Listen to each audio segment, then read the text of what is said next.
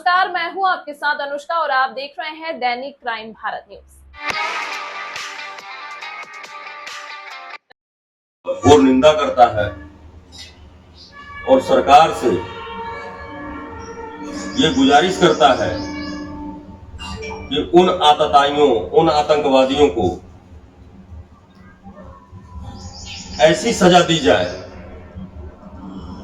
जिससे आतंकवाद का रूह भी कांप उठे।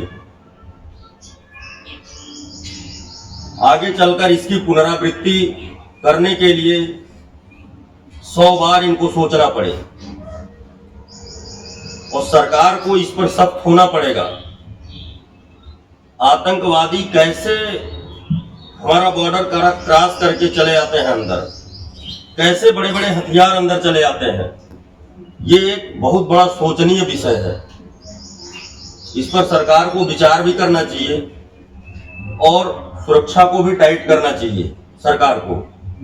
और मैं बता दूं, इन आतंकवादियों और इन पाकिस्तानियों को ये नहीं पता है कि इनकी औकात बस उतनी है कि उत्तर प्रदेश के बच्चे अगर पेशाब कर दे बॉर्डर पे खड़े होकर के तो पाकिस्तान में बाढ़ आ जाएगी। मैं देश की बात नहीं कर रहा हूं, फिर उत्तर प्रदेश के जो बच्चे हैं अगर वो बॉर्डर पे खड़े होकर पेशाब कर दें तो पाकिस्तान में बाढ़ आ जाएगी। किसी नदी का पानी छोड़ने की जरूरत नहीं पड़ेगी। जो बिना किसी दूसरे के सहारे के अपने देश में सुई नहीं बना सकता, बिना किसी का सहारा लिए अपने देश में सुई तक नहीं बना सकता, वो हमारे देश में घुस करके गोली मार के चला जा रहा है, हत्या करके चला जा रहा है। ये बड़े दुख की बात है, बहुत बड़े दुख की बात है। सरकार को इस पर सोचना पड़ेगा, सरकार को इस पर कड़ा कदम उठाना पड़ेगा।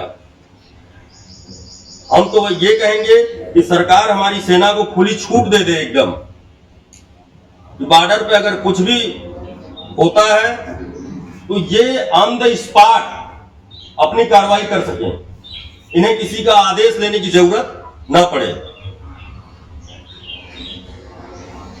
कभी हमारे देश के जवान मारे जाते हैं, सीज फायर का उल्लंघन किया जाता है, सीज फायर का उल्लंघन करते हुए हमारे देश के जवानों को मार दिया जाता है। कहीं जंगल में सीआरपीएफ ड्यूटी पे है, वहां मार दिया जाता है। कभी हमारे देश के भाई दर्शन पूजन के लिए जाते हैं, वहां मार दिया जाता है। ये सारी चीजें बंद होनी चाहिए।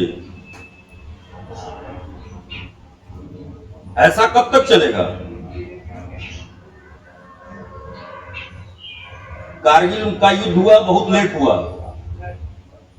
जब उन्होंने हमारे यहाँ काफी तौर पे कब्जा कर लिया, तब जाकर के कारगिल का युद्ध हुआ। उसका नतीजा ये हुआ कि हमारे देश के काफी जवान मार दिए गए, काफी जवानों की संख्या कम हुई।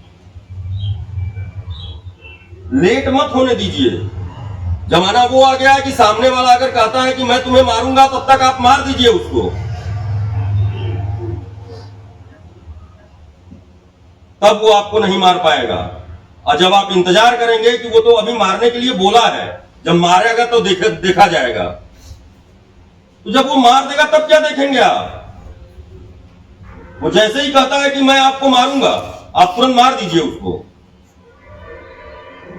तब आपकी तरफ उंगली उठाने वाला दहशत में आएगा,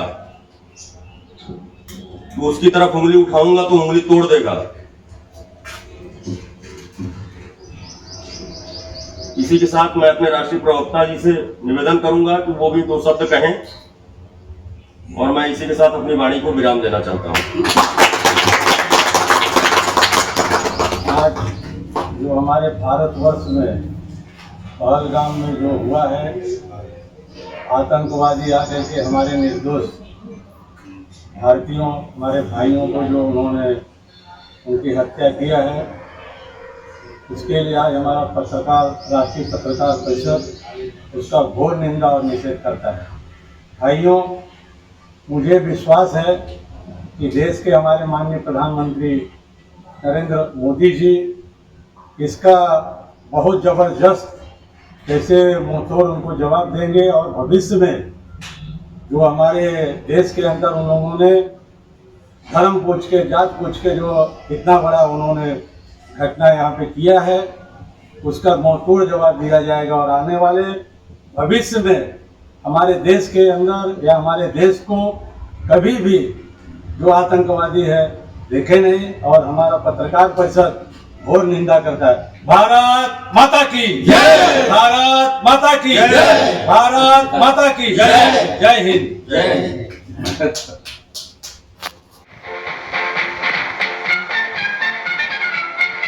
तमाम महत्वपूर्ण खबरों के लिए देखते रहिए दैनिक क्राइम भारत।